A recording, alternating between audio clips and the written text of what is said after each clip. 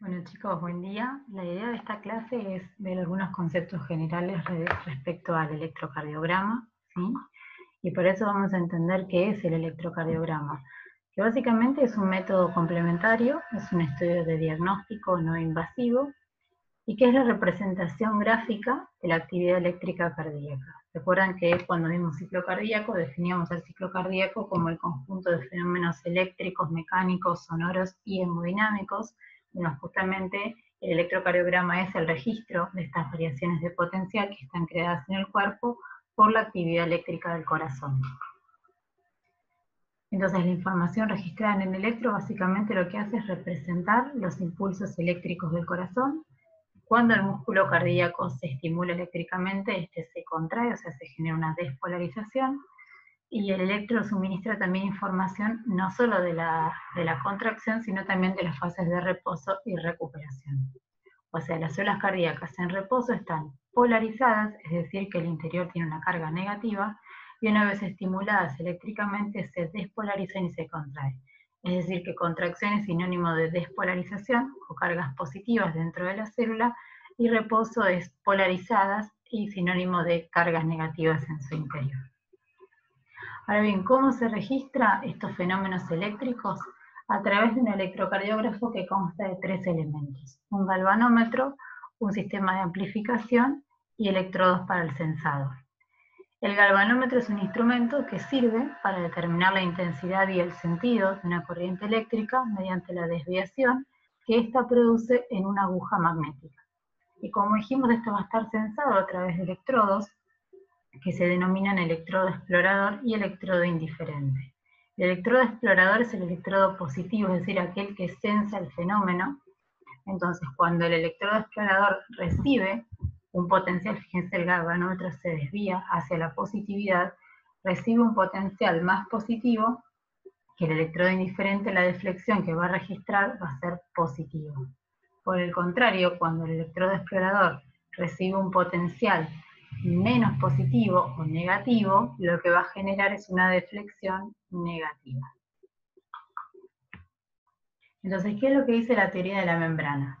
Que si aplicamos un electrodo explorador en el interior de la célula y el indiferente en la superficie, vamos a observar dos cosas.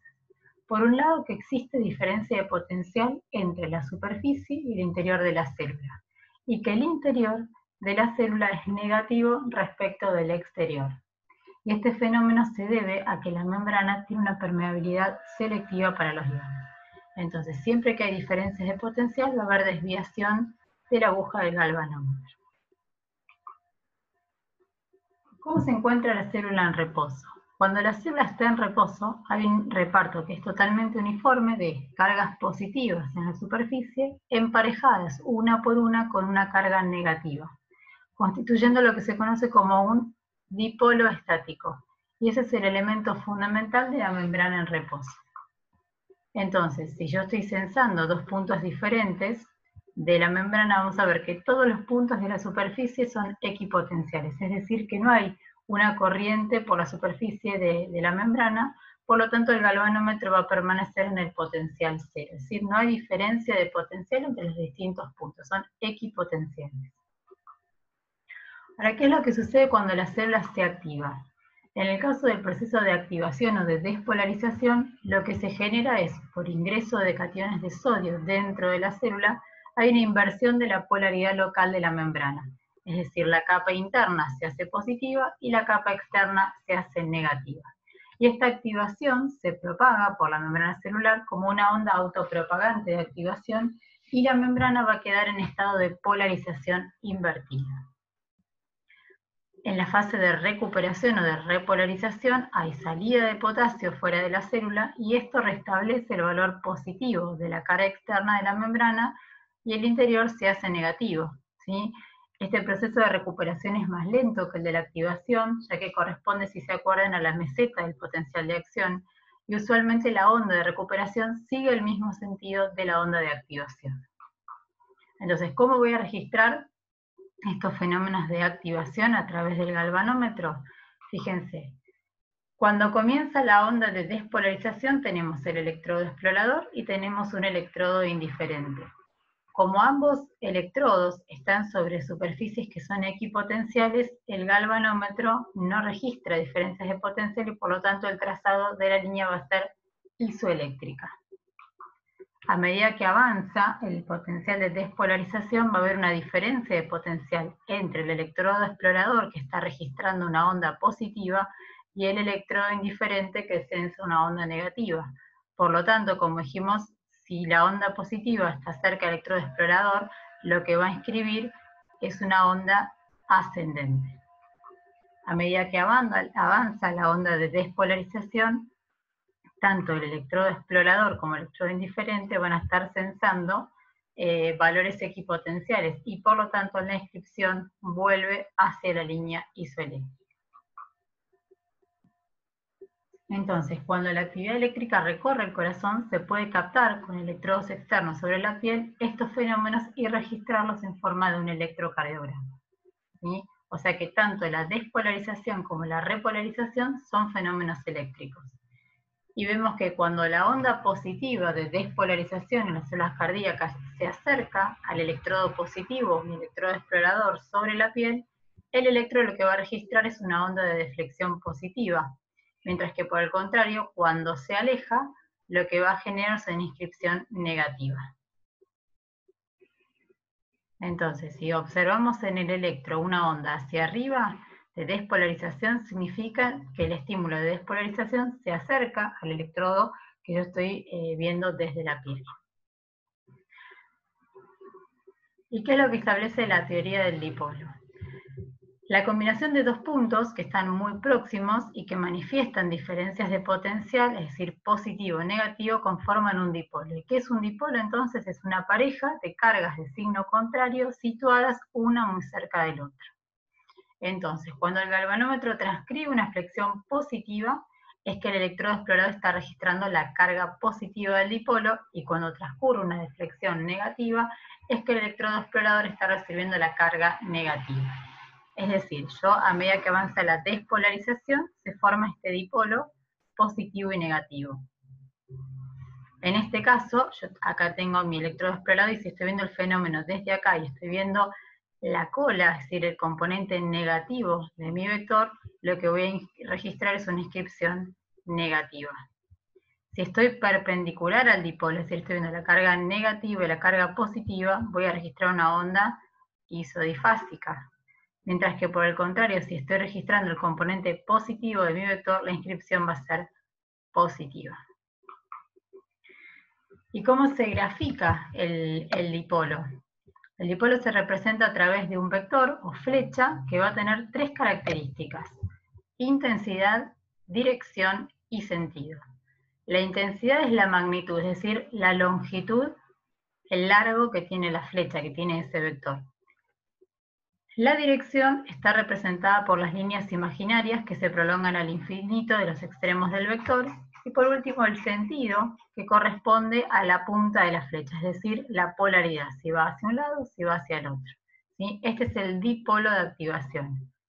La carga positiva y la carga negativa avanzan en manera de dipolo, graficado de esta forma a través de un vector.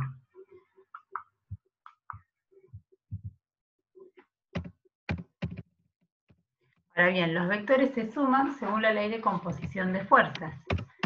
Y vamos a ver que cuando dos vectores tienen distinta magnitud, igual dirección y sentido, van a dar un vector que es la suma de ambos. O sea, tienen distinto tamaño, OB es diferente a OA, pero tienen igual dirección e igual sentido. O sea, ambas flechas apuntan para aquel lado. Entonces, en este caso, mi resultante va a ser OC. ¿Qué sucede en el caso de dos vectores que tienen igual dirección, distinta magnitud y distinto sentido? Me van a dar un vector que es diferente entre ambos, siendo el sentido igual al del vector de mayor magnitud. OB, que apunta para allá, y OA, que apunta para este lado. La resultante va a ser OC, y como dijimos, el sentido lo va a dar el vector de mayor magnitud, que en este caso es OB. Ahora, ¿qué pasa si tengo dos vectores con las tres características diferentes? O sea, distinta magnitud, distinta dirección y distinta polaridad. Van a dar una resultante que será igual a la diagonal de un paralelogramo. ¿Sí? La resultante es o C por ley del paralelogramo. Y este concepto vectorial del dipolo es básico para comprender el electrocardiograma, ya que durante la activación cardíaca se manifiestan en todas las direcciones del espacio una infinidad de dipolos, cuyos vectores se suman, dando por resultado grandes vectores que señalan la magnitud, dirección y sentido de la fuerza electromotriz desarrollada por el corazón. Entonces, ¿cómo es la génesis del electro? Cuando un vector de despolarización cardíaca se aproxima hacia el electrodo explorador desde donde lo estoy sensando, se va a producir una deflexión positiva, mientras que cuando el electrodo explorador se aleja, lo que voy a obtener es una deflexión negativa, y si es perpendicular al electrodo explorador, se va a producir una línea plana o una deflexión positiva negativa, es decir, isodifásica. Entonces, para aplicar estos conceptos adquiridos tenemos que recordar que en el corazón hay dos clases de fibras. Tenemos fibras musculares, que pueden ser auriculares o ventriculares, y fibras del sistema de conducción, fibras especializadas para la conducción eléctrica. ¿Cuál es la frecuencia de descarga? A nivel del nódulo sinusal, que es el marcapasos dominante, entre 60 y 100 latidos por minuto. El nódulo auriculoventricular de 40 a 60 latidos por minuto. Y luego las ramas derecha-izquierda, 30 a 40 latidos por minuto, y finalmente las fibras del sistema de Purkinje a 30 a 40 latidos por minuto. Entonces, durante el reposo, es decir, durante la diástole, se aplican al corazón ileso las mismas consideraciones que para una célula. O sea que podríamos decir que aurículas y ventrículos se podrían considerar como dos grandes células polarizadas, y que este proceso de activación se va a manifestar en el galvanómetro según la ley del dipolo. Ahora bien, ¿cómo vamos a censar esta actividad eléctrica? Tenemos cables de conexión del aparato al paciente, el amplificador del señal y un inscriptor de la señal.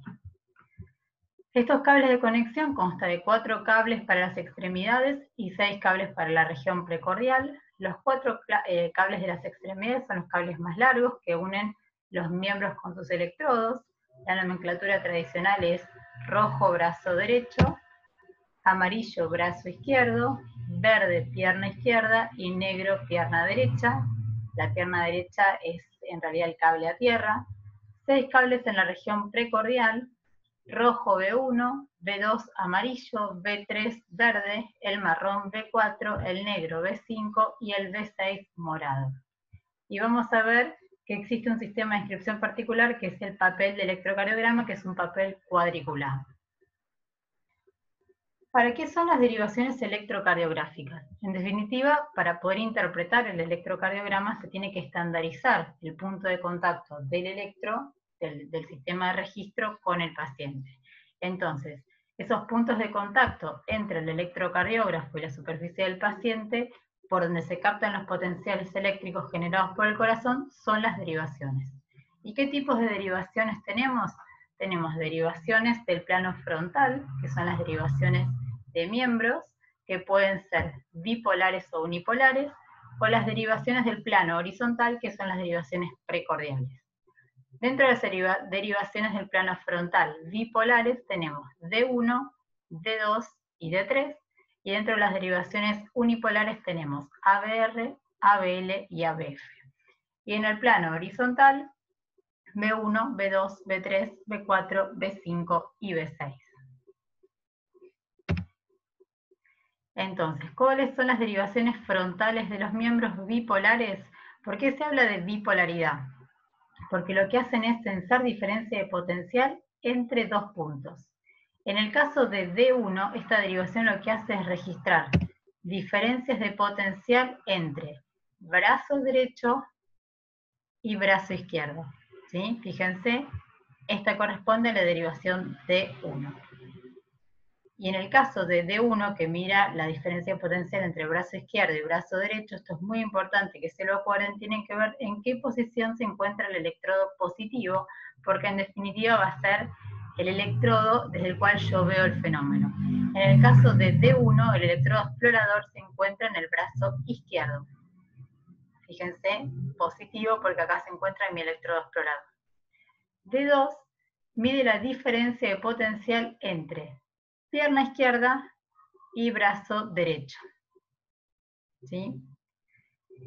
En este caso, el electrodo explorador o el electrodo positivo se va a encontrar en la pierna izquierda. Fíjense, ABR negativo, brazo derecho, pierna izquierda positivo. Esta es la derivación D2, mide diferencia de potencial entre estos dos puntos. Y por último, D3 mide la diferencia de potencial entre pierna izquierda y el brazo izquierdo. Y en este caso, el electrodo positivo, mi electrodo explorador, va a encontrarse en la pierna izquierda. Estas son las derivaciones frontales de miembros bipolares.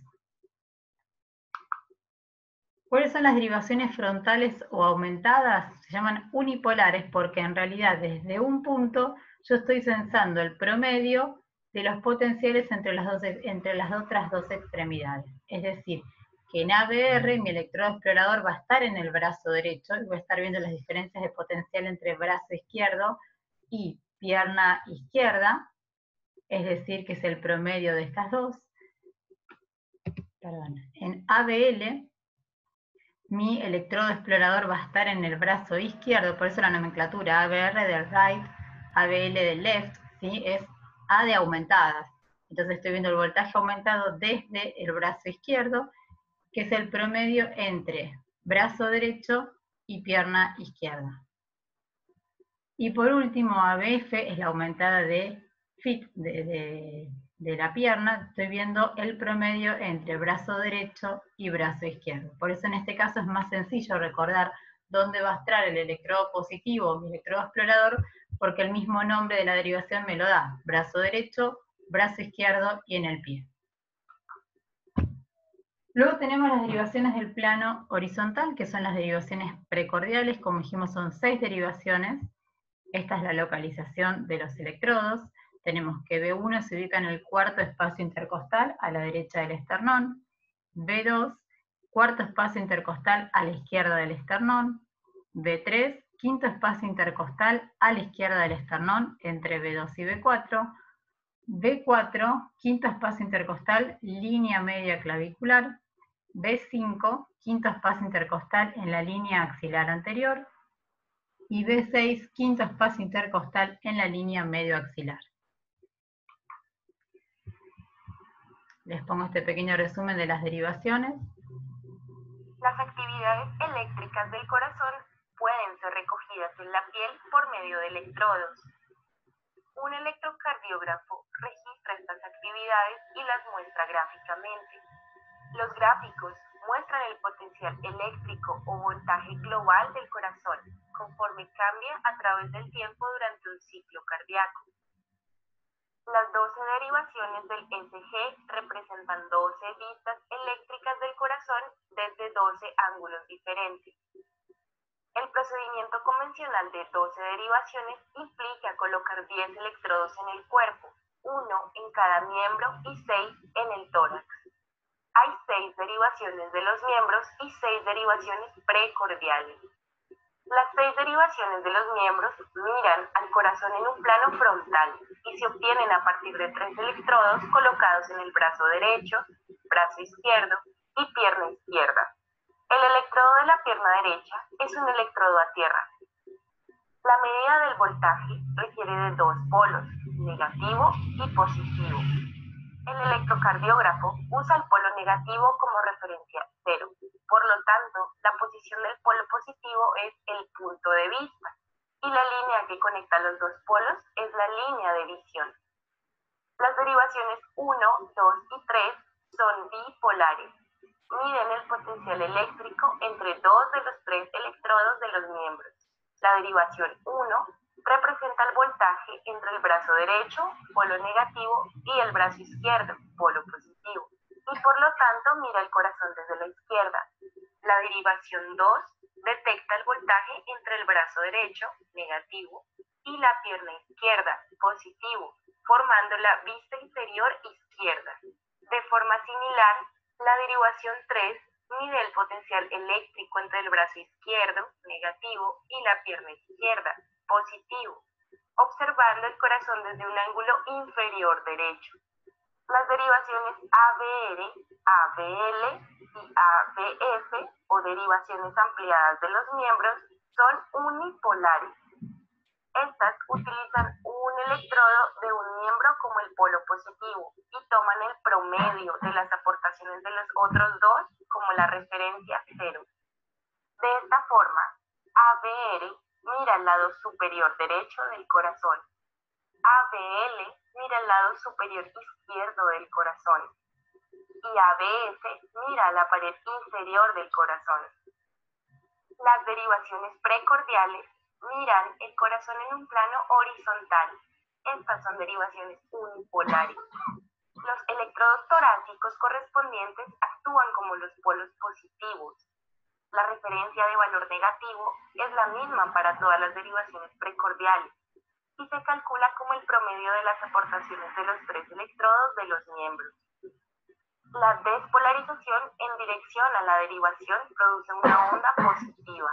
La despolarización en dirección contraria a la derivación da una onda negativa. Lo contrario es verdadero para la repolarización. De esta forma, las derivaciones que miran al corazón desde diferentes ángulos pueden tener ondas apuntando en diferentes direcciones.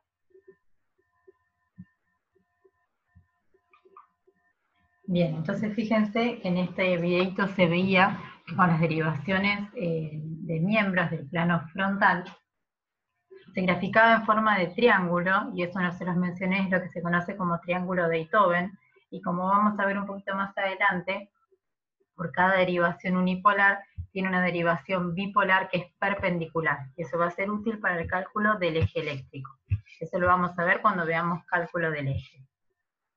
Ahora bien, este fenómeno yo tengo estandarizado desde dónde lo miro, es decir, dónde está mi electrodo explorador, y entre qué puntos estoy censando, o el promedio de qué puntos estoy censando desde esa región, pero a su vez para su interpretación tiene que ser graficado en un papel que también tiene que estar estandarizado. Y ese es el papel del electrocardiograma, que está constituido por una serie de cuadrículos divididos en pequeños cuadritos de un tamaño de 1 milímetro, tanto en sentido vertical como en sentido horizontal, ¿sí? Vamos a ver que cada 5 milímetros, es decir, cada 5 cuadraditos chiquititos, 1, 2, 3, 4, 5, voy a tener una marca más gruesa, una línea más gruesa que está subdividiendo en cuadros mayores, ¿sí? Que son de 5 milímetros en sentido vertical y de 5 milímetros en sentido horizontal. En el eje horizontal lo que se grafica es el tiempo. Y es importante recordar que en el electrocardiograma normal el papel corre una velocidad que también es estándar. Generalmente lo que se utiliza es 25 milímetros por segundo, es decir, 25 cuadraditos pequeños en un segundo. Por lo tanto, cada cuadradito chiquitito de 1 milímetro mide 0,04 segundos. Mientras que los 5 cuadraditos chiquititos, enmarcados en un cuadro más grande, representan 0,20 segundos. Ahora, todo lo que se mida en sentido vertical se mide en voltajes o en milímetros. Es decir, esto mide voltaje o milímetros. 10 milímetros, que serían 2 cuadraditos de los grandes, equivale a 1 milivoltio. Y cada cuadradito chiquitito de 1 milímetro equivale a 0,1 milivoltios. Esto es importante cuando uno quiere evaluar, por ejemplo, agrandamiento de cavidades, ¿sí? En los cuales va a haber un incremento del voltaje, por ejemplo, en una hipertrofia ventricular. O también, en el caso del sentido horizontal, donde se evalúa tiempo, se mide la duración de los complejos o la duración de los intervalos de conducción, que me pueden hablar de algún tipo de trastorno en la conducción auriculoventricular o intraventricular. Entonces, a modo de resumen, tenemos voltaje en sentido vertical, tiempo en sentido horizontal. Cada cuadradito chiquito mide 1 milímetro, tanto en sentido vertical como horizontal. En el sentido horizontal, 1 milímetro equivale a 0,04 segundos, mientras que en el eje vertical corresponde a 0,1 milivoltios. Bien, y acuérdense que 5 cuadraditos de los chiquititos equivale a 0,20 segundos. Ahora, no solo tiene una velocidad con la cual corre el papel, sino que también se lo calibra, y cada vez que se ve un electrocardiograma van a ver al inicio del registro este trazado que corresponde a la calibración normal, ¿sí? Habitualmente la calibración que se utiliza es de 1 milivoltio, es decir, de 10 cuadraditos o 10 milímetros. Ahora, si el complejo QRS es muy grande y no se puede registrar adecuadamente, es decir, que se me sale del papel por el gran voltaje, lo que puedo hacer es utilizar una calibración menor de 0,5 milímetros, lo que ocasiona que el complejo QRS aparezca a la mitad de su tamaño real. Y por el contrario, si el complejo QRS fuera muy pequeño, se podría calibrar a 2 milivoltios y el complejo se registraría al doble de su tamaño. ¿En qué casos ocurre una y otra situación? Por ejemplo, en pacientes, como les decía, con una hipertrofia ventricular, en pacientes que tienen un gran voltaje, en estos casos me conviene disminuir el tamaño del calibre, y en casos, por ejemplo, donde tenga complejos muy angostitos, que se puede dar, por ejemplo, en pacientes con obesidad muy marcada, donde hay una atenuación del fenómeno eléctrico, o en algunos pacientes, por ejemplo, con un derrame pericárdico, donde el líquido también impide con la transmisión eléctrica, puedo magnificar mis vectores de esta forma para graficarlo y poder interpretar el electro. Este es el ejemplo de un mismo paciente en el cual se toma con diferentes calibraciones. Fíjense, esta es la estándar, de 10 milímetros, de esta manera es como voy a ver el complejo. Una estandarización más pequeña, ¿sí?, de 5 milímetros, o el doble, de 20 milímetros. Fíjense cómo un mismo registro cambia según el voltaje, según la calibración. Ahora, el electrocardiograma no solo está estandarizado desde donde se observa a través de las derivaciones, cómo se registra a través de un papel de electrocardiográfico que está milimetrado, que tiene establecido la velocidad a la que corre ese papel para poder medir el tiempo, sino que además está estandarizada la nomenclatura, ya que cuando se realiza un trazado electrocardiográfico en el tiempo, se sucede una serie de ondas, que son variaciones de potencial, que se repiten para cada latido, con igual forma y duración, si no cambia el ritmo, y la forma de la activación del corazón. Beethoven, que mencionamos cuando mencionamos el triángulo que se conforma por las derivaciones, estandarizó el nombre de estas ondas con las letras P, Q, R, S, T y onda U. ¿Sí? Fíjense, esta es la onda P, que como vamos a ver corresponde a la despolarización de la aurícula. Bueno, la onda Q, la onda R y la onda S. Esto habrán escuchado hablar de complejo QRS, que corresponde a la despolarización del ventrículo. Y finalmente la onda T, que corresponde a la repolarización ventricular. Además tenemos segmentos e intervalos. El segmento es la línea, que normalmente es isoeléctrica, que une una onda con otra sin incluir ninguna de ellas. Por ejemplo, el segmento ST, como se puede ver acá. Y luego tenemos los intervalos, que es la porción del electrocardiograma que incluye un segmento, además de una onda electrocardiográfica. Por ejemplo, el intervalo PR, que me incluye el segmento PR y la onda P. Este es el intervalo PR. La línea isoeléctrica corresponde a la ausencia de actividad eléctrica y se considera como el punto de base para determinar si un evento sucede por arriba de esta línea siendo positivo o si ocurre por abajo de esta línea siendo negativo. Una onda se define como una deflexión, ya sea positiva o negativa, a partir de la línea isoeléctrica. Un segmento se define como la línea isoeléctrica entre dos ondas dentro de un mismo latido. Y un intervalo se define como el complejo de una o más ondas con un segmento. Bien, entonces, una vez que se genera el impulso, recordarán a partir del nódulo sinusal, se produce la despolarización de la aurícula o activación auricular, que como dijimos se va a graficar en el electrocardiograma como una onda P. Luego hay un retraso en la conducción auriculoventricular, que corresponde al segmento PR. Se despolariza el ventrículo y se genera la contracción ventricular, complejo QRS, y finalmente la repolarización ventricular con el segmento ST y onda T. Entonces, un ciclo cardíaco comprende la onda T, complejo QRS y la onda P. Como dijimos, la onda P es la despolarización auricular, complejo QRS es la despolarización ventricular y la onda T es la repolarización del ventrículo.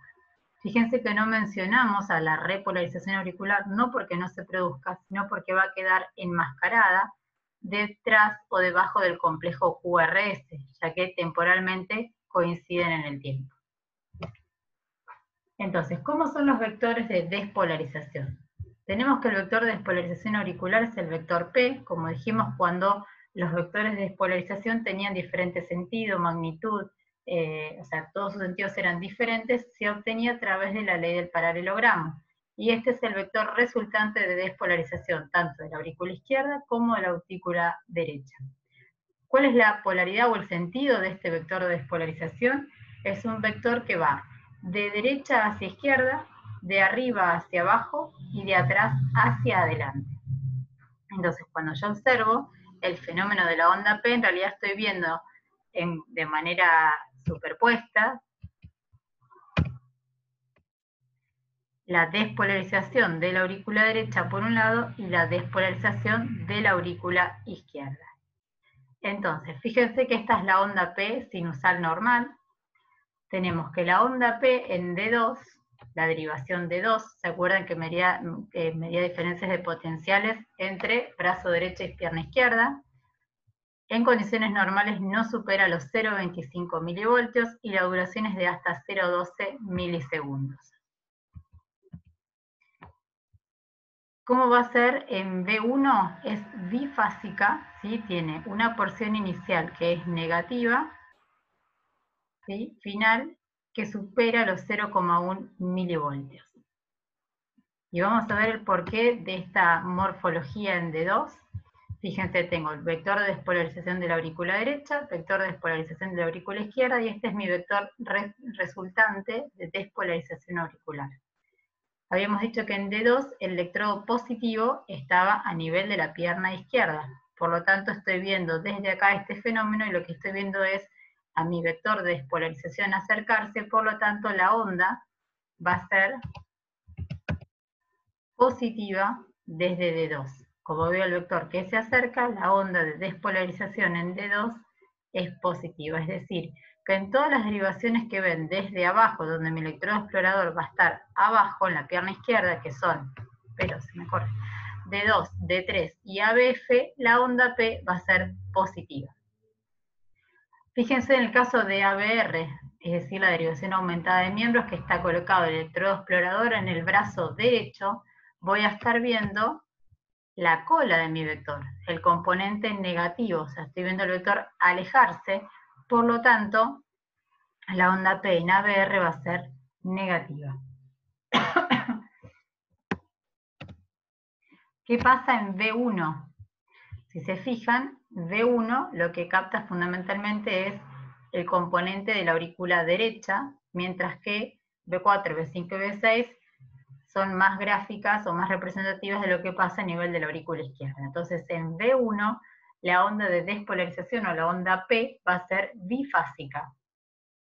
¿Y por qué va a ser bifásica? Porque inicialmente voy a estar viendo el componente de despolarización de la aurícula que se acerca, por eso tengo un componente inicial positivo, mientras que voy a estar viendo la cola del vector de despolarización de la aurícula izquierda, y por lo tanto tiene un segundo componente negativo.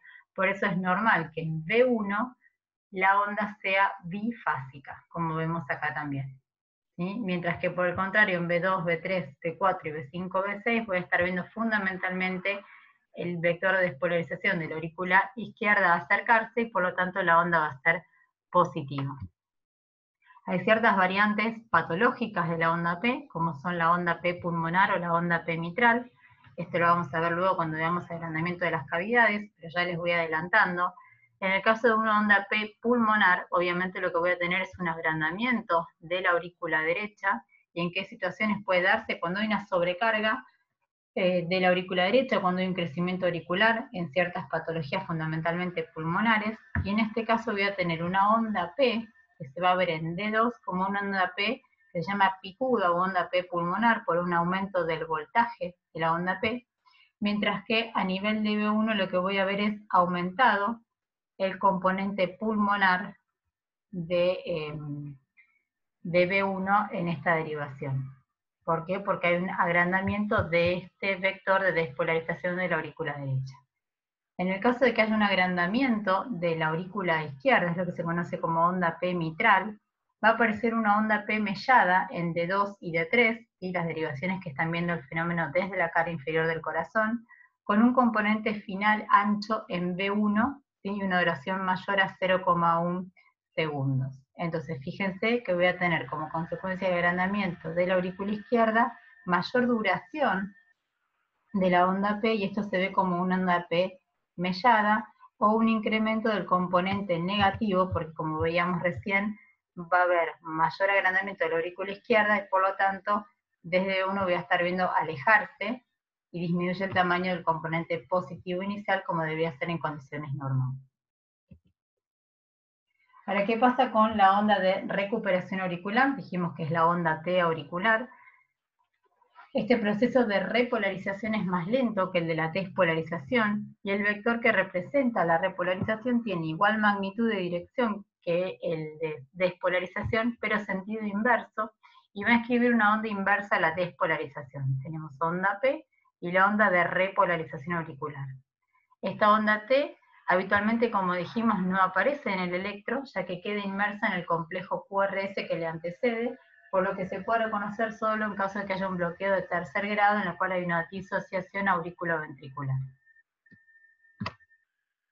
Ahora, ¿qué pasa con el complejo QRS o los vectores de despolarización ventricular?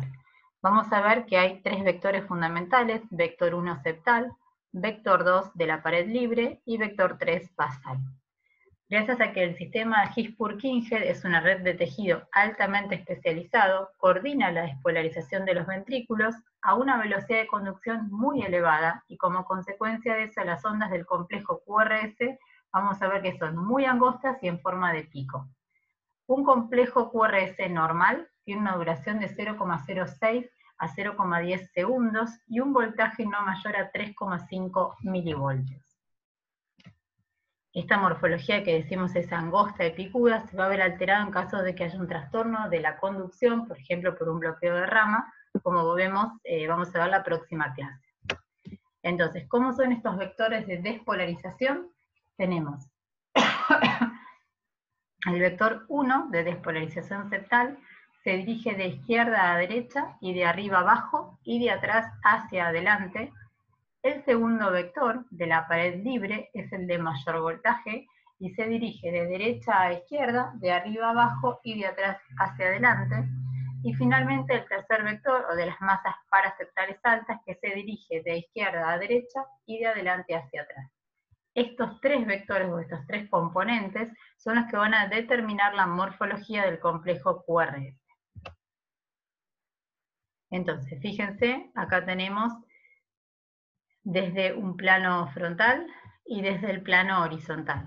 Desde el plano frontal obtenemos las derivaciones unipolares y las bipolares de miembros. Entonces, en este caso lo que voy a estar viendo es el principal vector de despolarización es el que corresponde lógicamente a la masa ventricular izquierda, ya que si recuerdan, todas las cavidades izquierdas del corazón están sometidas a un sistema de alta presión, por lo tanto la masa ventricular va a ser mayor, y son las que van a determinar el mayor voltaje en este territorio. Entonces, en este caso lo que voy a ver es que desde las derivaciones donde mi electrodo explorador está en la cara inferior, D2, D3 y ABF, voy a tener complejos que son fundamentalmente positivos, ya que voy a estar viendo mis electrodos exploradores hacia donde se acerca el vector. Luego tenemos las derivaciones del plano horizontal, ¿sí? Tenemos B1, B2, B3, B4, B5 y B6, y si lo pensamos, desde las derivaciones B1, B2 fundamentalmente voy a estar viendo el componente derecho de la despolarización del ventrículo, y es por eso que como voy a estar viendo acercarse el electrodo el vector de despolarización derecha, el componente positivo va a ser muy chiquito y va a predominar el componente negativo, ya que voy a estar viendo el vector de mayor tamaño, que es el del ventrículo izquierdo, alejarse. Por eso en B1, B2, la R, que es la primera onda positiva del complejo QRS, es de bajo voltaje, y fíjense la onda negativa, que es mucho mayor. Ahora, a medida que nos vamos acercando hacia el vector de despolarización del ventrículo izquierdo, fundamentalmente en B5 y B6, se invierte esta relación y el componente va a ser fundamentalmente positivo. Es por eso que se dice que en las derivaciones precordiales hay una progresión normal del QRS, donde la R más alta habitualmente está en B5. Esto es lo que se llama progresión de R en la cara anterior. Y esto tiene que ver con que va aumentando el voltaje a medida que me voy acercando al ventrículo izquierdo y estoy viendo este vector de despolarización izquierda acercarse hacia mi electrodo explorador.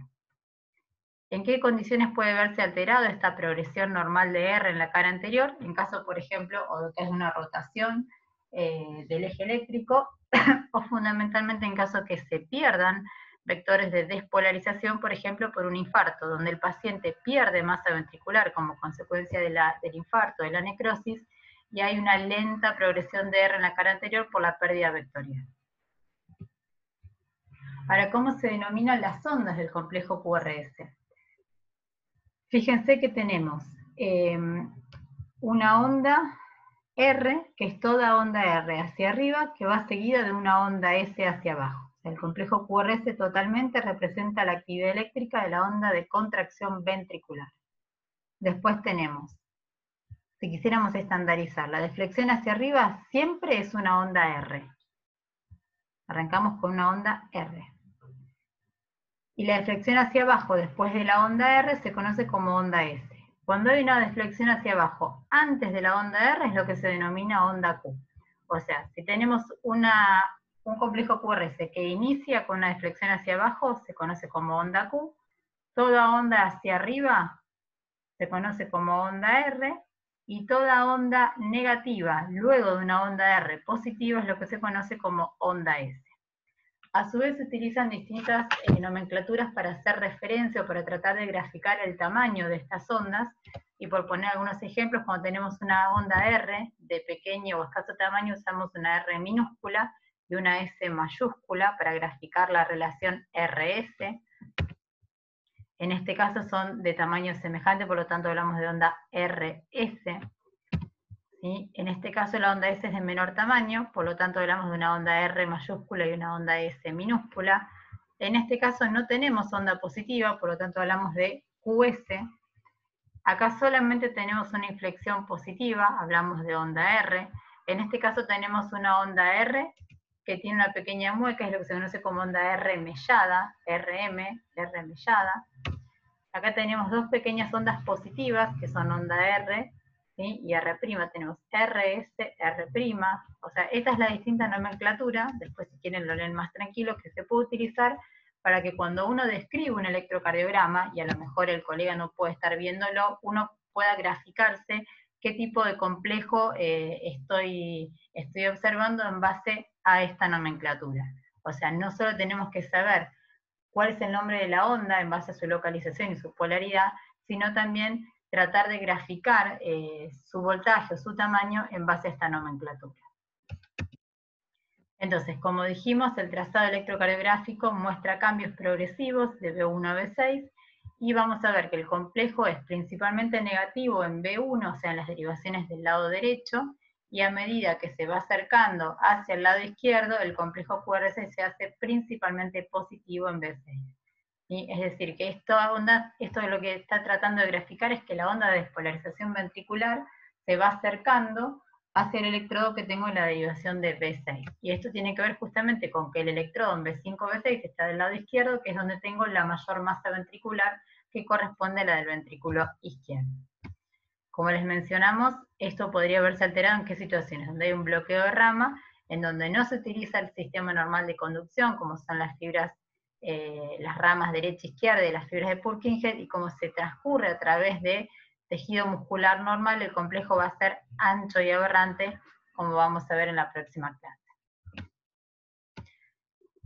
Entonces, la onda T, tenemos que después del complejo QRS, que habíamos dicho correspondía a la despolarización ventricular, vamos a tener una onda T. Y entre el complejo QRS vamos a tener una línea isoeléctrica que corresponde al segmento ST. Entonces, la onda T, que representa la repolarización del ventrículo para que éste pueda volver a estimularse, los ventrículos no muestran respuesta física a la repolarización, sino que se trata de un fenómeno fundamentalmente eléctrico, es decir, en estos casos no hay una actividad mecánica. Ahora bien, ¿cómo es la repolarización del ventrículo? La deflexión sigue la misma dirección que la deflexión inducida por la despolarización ventricular, es decir, que tiene el mismo sentido, la misma polaridad que el complejo QRS. Y esto se produce ya que la repolarización o la recuperación no ocurre como en la aurícula desde endocardio hacia epicardio, sino en sentido contrario. Y para que esto se entienda, explicamos el ejemplo de lo que ocurre en una avalancha durante un partido de fútbol. Si se está viendo un partido de fútbol y alguien grita gol, obviamente todos se paran y se genera una avalancha. El primero en pararse y en caerse va a ser el que está más arriba o más afuera. Al caerse, se genera la avalancha y todos se van cayendo hasta quedar comprimidos contra el alambrado. Ahora, el primero que se cayó y que se levantó, va a tener que ser el primero que se vuelva a levantar. ¿Por qué? Porque estos acá están aplastados. Y esto es lo que ocurre en el ventrículo. La despolarización se produce desde afuera hacia adentro, pero también el fenómeno empieza de afuera hacia adentro. ¿Por qué? Porque este que está aplastado no va a poder hacerlo. Y es por eso que tiene el complejo QRS, tiene la misma polaridad que la onda T, ya que la recuperación va desde endocardio hacia epicardio, sino que, la recuperación no ocurre como en la aurícula de endocardio hacia epicardio, sino en sentido contrario, desde epicardio hacia endocardio, o sea, desde afuera hacia adentro. Es por eso la polaridad de la onda T coincide con la polaridad del complejo QRS. Entonces, repasando la nomenclatura del electrocardiograma o de las ondas electrocardiográficas, teníamos una onda P que corresponde a la despolarización de la aurícula, un complejo QRS, que habíamos dicho, la onda Q es la primera deflexión negativa, la primera inflexión o la deflexión positiva del complejo QRS es la onda R, y toda onda negativa en el complejo QRS luego de una onda positiva se llama onda S. Y finalmente la onda T también es positiva, que corresponde a la repolarización del ventrículo. Aquellos intervalos isoeléctricos en los cuales no se incluye ninguna onda, hablábamos de segmentos, y tenemos el segmento PR entre la onda P y el complejo QRS, y el segmento ST, que está entre el complejo QRS y la onda T. Y finalmente los intervalos que incluyen una o más ondas, tenemos el intervalo PR, ¿sí?, que corresponde a la despolarización de la aurícula y el tiempo de retraso en la conducción aurículo-ventricular, y finalmente el intervalo QT, que incluye desde el complejo QRS hasta la repolarización de la onda T. Y este intervalo QT vamos a ver que es importante, ya que en ciertas patologías puede verse prolongado, lo mismo que el intervalo PR. Entonces, de vuelta, el segmento es la porción de línea isoeléctrica que va desde el final de una onda hasta el comienzo de la siguiente onda, segmento PR o PQ y segmento ST, mientras que el intervalo es la porción de la línea isoeléctrica que incluye a la onda y al segmento subsecuente, o sea, es línea más onda. Tenemos intervalo PR, intervalo QT. Fíjense entonces, tenemos segmento PR, ¿sí?, es el trazado horizontal isoeléctrico que va del final de la despolarización de la aurícula al principio de la despolarización ventricular. El segmento ST, ¿sí?, es el trazado horizontal isoeléctrico que va desde el final de la despolarización del ventrículo, perdón, acá está mal, segmento ST, tiene que decir, que va desde el final de la despolarización ventricular al principio de la repolarización ventricular, que puede estar desviado en la línea basal más o menos 1 milivoltio. El intervalo PR representa la despolarización auricular y el retraso fisiológico que sufre el estímulo a su paso por el nódulo auriculoventricular. Se mide desde el inicio de la onda P hasta el inicio de la onda Q o onda R del complejo QRS. El valor normal, y esto es importante que lo sepan, es de 0,12 a 0,20 segundos. ¿Sí? ¿Por qué? Porque esto puede verse alterado en ciertas patologías. Por ejemplo, en el caso de un síndrome de preexcitación, en estos casos el intervalo PR va a estar acortado y esto representa una conducción auriculoventricular acelerada. En esos casos el intervalo PR va a ser corto. Entonces, ¿en qué situaciones puede darse? Por ejemplo, en un síndrome de preexcitación como es el síndrome de Wolff-Parkinson-White. En otras circunstancias, esta conducción o este intervalo PR va a estar alargado, por ejemplo, en un bloqueo de la conducción auriculoventricular, ¿sí? Y en esos casos el intervalo PR dura más de 0,20 segundos. Esto lo vamos a ver mejor en la próxima clase. Luego tenemos el intervalo QT, ¿sí? Lo que se utiliza habitualmente es el intervalo QT corregido. ¿Y qué representa este intervalo QT? Representa toda la actividad eléctrica ventricular y la duración va a depender de la frecuencia cardíaca, es por eso que se utiliza el QT corregido. Se utiliza esta fórmula, que es la fórmula de Bassett. Fíjense, el QT corregido es la relación entre el intervalo QT, ¿sí?, dividido la raíz cuadrada del intervalo RR. Y el valor normal es de hasta 0,44 segundos. Esto es importante medirlos porque en algunos pacientes tienen un síndrome que se conoce como QT prolongado, y ciertos fármacos pueden inducir una arritmia ventricular grave que puede llevar a la muerte súbita. Por eso que es importante la determinación o el medir el complejo, el intervalo QT. Incluso muchos psiquiatras, cuando van a prescribir ciertas drogas, ciertos psicofármacos, le piden un electro de control para no inducir una prolongación del intervalo QT.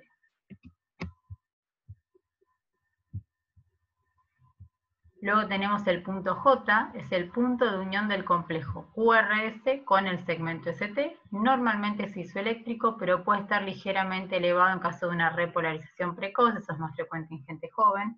Y luego tenemos la onda U. Es una onda inconstante y no se conoce muy bien su significado, ¿sí? Es una onda de flexión de bajo voltaje, positiva, que como dijimos aparece después de la onda T y antes de la onda P. Puede corresponder a la repolarización de las fibras de Purkinje, a la repolarización de los músculos papilares, repolarización tardía del septum o potenciales de relajación ventricular postpotencial. Es decir, su significado aún es incierto. Ahora, dicho esto, ¿cómo interpretamos un electrocardiograma? Hasta ahora vimos desde dónde se obtienen los registros, es decir, las derivaciones del plano frontal, del plano horizontal, cómo está estandarizada la calibración del registro electrocardiográfico, cómo se calibra y cómo se miden en base al papel, al milimetrado, qué significa el sentido horizontal, el sentido vertical. Ahora, cuando uno ve esta gráfica en el papel de electro, uno tiene que ordenarse para interpretar este registro. Lo primero que habitualmente se hace es determinar la frecuencia cardíaca, luego establecer si el ritmo es regular o no, y estas otras cuestiones que lo vamos a ver en la próxima clase. Entonces, lo primero que hago es ver la frecuencia, si la frecuencia es normal, si la frecuencia está acelerada, es decir, el paciente tiene taquicardia. Hablamos de taquicardia cuando la frecuencia cardíaca es mayor a 100 latidos por minuto, o si está bradicárdico, es decir, una frecuencia cardíaca lenta, cuando la frecuencia cardíaca es menor a 60 latidos por minuto. Ahora, ¿cómo voy a calcular la frecuencia cardíaca en un electro? Existen diferentes métodos o reglas, ¿sí? Una es la regla de los 6 segundos, el otro es el método regla de los 1500, la regla del 300 o el método regla del RAR. Entonces, ¿cómo es el método de los 6 segundos? Es un método fácil y seguro que me permite calcular la frecuencia cardíaca. Este método, y esto es importante, sirve tanto para ritmos regulares como ritmos irregulares. O sea, cuando yo veo un ritmo que no es regular, ¿y qué es lo que me da la regularidad? Que la distancia RR sea constante, ¿sí? En ese caso estoy frente a un ritmo regular. Si no sé qué ritmo tiene, pero la distancia RR es diferente, este es el método que tengo que utilizar para calcular la frecuencia cardíaca. ¿Cómo se hace? Primero que nada tengo que contar el número de complejos QRS en 6 segundos, o sea, recordar que un segundo son 25 cuadraditos chiquitos o 25 cuadrados grandes, por lo que 6 segundos es igual a 30 cuadrados grandes. Entonces tomo los 30 cuadrados grandes, como lo veo acá, y lo que hago es multiplicar el número de complejos QRS contados por 10 para determinar la frecuencia cardíaca. Entonces, en este caso voy a contar en mis 30 cuadrados grandes cuántos complejos QRS están incluidos. Tengo 1, 2, 3, 4, 5, 6, 7, 8, 9. En los 30 cuadraditos grandes tengo 9 complejos QRS. Entonces hago 9 por 10 y me da que la frecuencia cardíaca es de 90 latidos por minuto.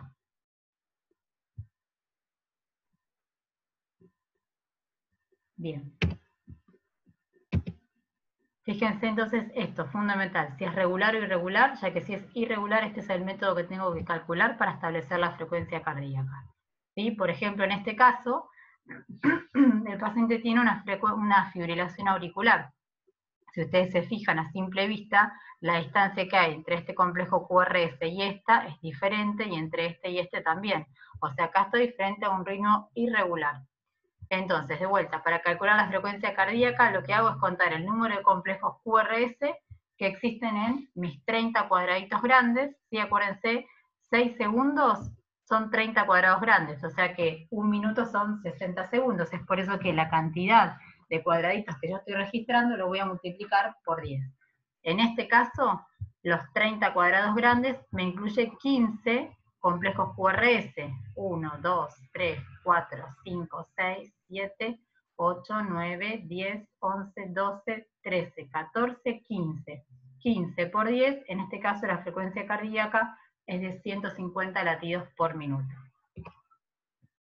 ¿Cuáles son las otras reglas que se pueden utilizar para el cálculo de la frecuencia cardíaca? La regla del 1500 o la regla del 300. En este caso, fíjense, un minuto equivale a 300 cuadrados grandes, o sea, 5 milímetros, o un minuto a 1500 cuadraditos. Entonces, lo que hago es el número de despolarizaciones, es decir, el número de complejos QRS por minuto. ¿Cómo lo calculo? 1500 dividido el número de cuadrados chicos entre R y R, o bien 300 dividido el número de cuadrados grandes entre R y R. Ejemplo, método del 1500, yo lo que tengo entre R y R, calcular el número de cuadraditos chiquititos. En este caso, acuérdense que cada cuadrado grande me incluye 5 cuadraditos chiquititos, ¿sí? Por lo tanto, ¿qué voy a tener? 5, 10, 15 y un cuadradito más chiquitito, o sea que tengo 16 cuadraditos chiquititos. 1500 dividido los 16 cuadraditos, la frecuencia cardíaca es de 93 latidos por minuto. ¿Bien? Este método de los 1500 se utiliza cuando quiero ser muy preciso en el cálculo de la frecuencia cardíaca, ¿sí? Cuento los cuadrados grandes, esto me permite sumar rápido 5, 10, 15, y después la cantidad de cuadraditos chiquititos que no coinciden con la línea grande. ¿Cómo es el método de la regla del 300? Acá, en este caso, lo que voy a estar viendo son los cuadrados grandes. Acuérdense, el cuadrado grande es esto, ¿sí? Que incluye 5 cuadraditos chiquititos en sentido horizontal y 5 cuadraditos chiquitos en sentido vertical. Entonces, en este caso tengo un cuadrado grande, 2 cuadrados grandes, 3 cuadrados grandes. ¿Qué hago? Divido 300 dividido 3, que son la cantidad de cuadrados grandes que tengo entre R y R, y en este caso la frecuencia cardíaca es de 100 latidos por minuto. Otro es el método RR, ¿sí? Este método proporciona otra forma de evaluar con rapidez, sin hacer cálculos matemáticos, pero se puede utilizar solo si el ritmo es regular. ¿Y qué es lo que tengo que hacer? Tengo que buscar una onda R que se encuentre en una línea gruesa y se le asignan los siguientes números a las 6 líneas gruesas que le siguen. 300, 150, 100, 75, 60 y 50. Y el paso 2 se localiza la segunda onda R hacia la derecha y se estima la frecuencia cardíaca. Entonces, si el próximo complejo QRS coincidirá con esta línea, la frecuencia cardíaca va a ser 300. Si coincidirá con esta línea, la frecuencia cardíaca sería 100, y así sucesivamente. Entonces, en este caso, fíjense, este complejo QRS, la onda R coincide con la línea gruesa, y yo sé que la que le sigue es 300, 150, 100, 75. En este caso, mi frecuencia cardíaca es de 75 latidos por minuto. Para poder calcularlo, yo necesito que justamente mi complejo QRS me coincida con una de estas líneas, ¿sí? Esta es la regla mnemotécnica para poder hacer el cálculo. Y luego, que es un poquito más complejo, vamos a ver el cálculo del eje eléctrico, ¿sí? El cálculo del eje eléctrico de despolarización ventricular. Y se entiende por eje eléctrico del corazón al cálculo de la dirección y sentido del vector eléctrico resultante de la suma de cada uno de los múltiples vectores que se producen en una cámara cardíaca y en un momento determinado. Habitualmente está entre más 50 y más 70, aunque oscila entre menos 30 y más 100 grados, y se lo conoce como eje eléctrico del complejo QRS. Entonces, fíjense, este sería el eje eléctrico normal, perdón, este sería el eje eléctrico desviado hacia la derecha, eje eléctrico desviado hacia la izquierda y extrema derecha. Ahora bien, ¿cómo se calcula el eje eléctrico?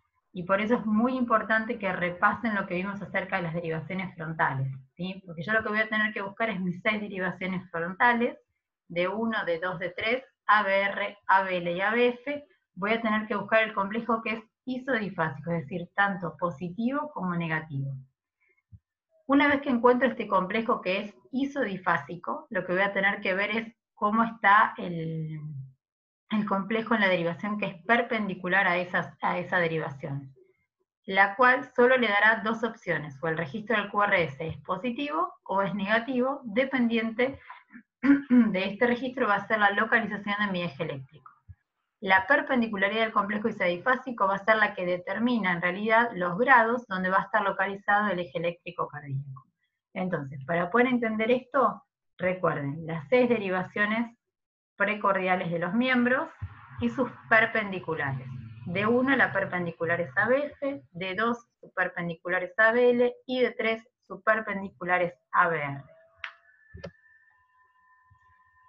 Entonces, ¿cómo están formadas las derivaciones? Ya habíamos visto, de 1 es la diferencia de potencial entre brazo derecho y brazo izquierdo, y estos son los valores asignados. 180 grados, 0 grados, recuerden que en este caso mi electrodo explorador va a estar en el brazo izquierdo, por lo tanto el electrodo explorador va a ser positivo en esta región. Luego tenemos D2, que mide diferencia de potenciales entre el brazo derecho y pierna izquierda, y en este caso mi electrodo explorador va a estar a este nivel, ¿sí? en la pierna izquierda, y esto está graficado entre los 60 grados y los 120 grados. Y luego tenemos D3, que en este caso la diferencia de potencial está dada por brazo izquierdo, pierna izquierda, cuyos valores, son menos 60 grados, 120 grados, recuerden el electrodo explorador que va a estar en la pierna izquierda. Entonces, yo acá voy a tener graficado D2, tengo D3 y tengo D1. Y ahora voy a empezar a graficar las derivaciones que son perpendiculares. Y para eso existe una memotecnia que es FLOR, que ahora se las voy a explicar. Entonces tengo ABF, que está situado en esta localización, mi electrodo explorador va a estar en el pie izquierdo. Recuerden, el electrodo explorador va a estar en este pie, por lo tanto, cuando se acerque el vector, lo que voy a tener es una inflexión positiva, y cuando se aleje voy a tener una inflexión negativa. ¿Qué valor tiene asignado esta precordial? Más 90 grados en pie izquierdo y menos 90 grados en el otro extremo, pero recuerden que no tiene que ver con la polaridad del segmento, ¿sí? Sino que la polaridad está dada por si se acerca o se aleja al electrodo explorador. Luego tenemos ABR, en este caso el fenómeno se observa desde el brazo derecho, por lo tanto la inflexión siempre va a ser positiva cuando el cuando el vector se acerca a mi electrodo explorador y tiene un valor asignado de menos 150 grados en brazo derecho y en el otro extremo más 30 grados. Y finalmente tenemos ABL, cuyo valor es más 150 grados y menos 30 grados. Lo mismo, en este caso, la inflexión va a ser positiva cuando se acerca a mi electrodo explorador, que en este caso está localizado en el brazo izquierdo. ¿Cómo son las perpendiculares? Como les dije, la regla memotécnica FLOR, para ABF la perpendicular es de 1, para ABL la perpendicular es de 2, y para ABR la perpendicular es de 3. Entonces, si yo lo intento localizar en este sistema sexaxial, fíjense que tengo de 1, ¿y cuál está perpendicular? ABF. Luego tengo D2, que la vamos a ver localizada acá en azul, D2, y su perpendicular que va a ser ABL en este segmento.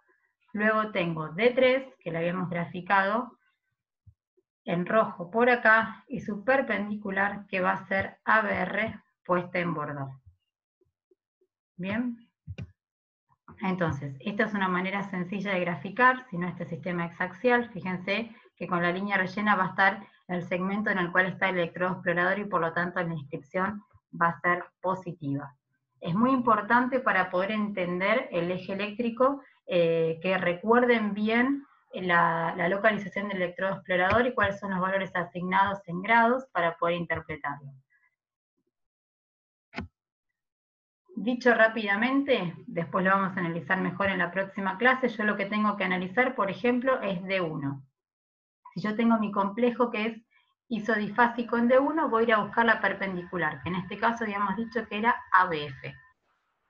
Si mi complejo QRS es positivo, en ABF lo que voy a tener, fíjense, vamos a utilizar el ejemplo, en donde mi inscripción va a ser positiva. Yo en D1 que estoy mirando, diferencia de potencial entre brazo derecho y brazo izquierdo. ¿Sí? Fíjense, brazo derecho y brazo izquierdo, y la inflexión positiva iba a estar de este lado. Y la segundo componente, que es ABF, el electrodo va a estar viendo desde abajo, esto que aparece pintado con bordón. Si es positivo en D1 y positivo en ABF, ¿en qué dos territorios mi electrodo va a ser positivo? En este segmento. Por lo tanto, mi complejo QRS va a estar preservado, va a ser normal. Se los voy a dejar para la próxima clase porque me parece que ya es mucha información. Es muy importante que repasen cómo están formadas las derivaciones, cuáles son sus perpendiculares, y de la próxima clase ya arrancamos, una vez afianzado el concepto de precordial y el sistema hexaxial, arrancamos para el cálculo del eje eléctrico. Nos vemos la próxima.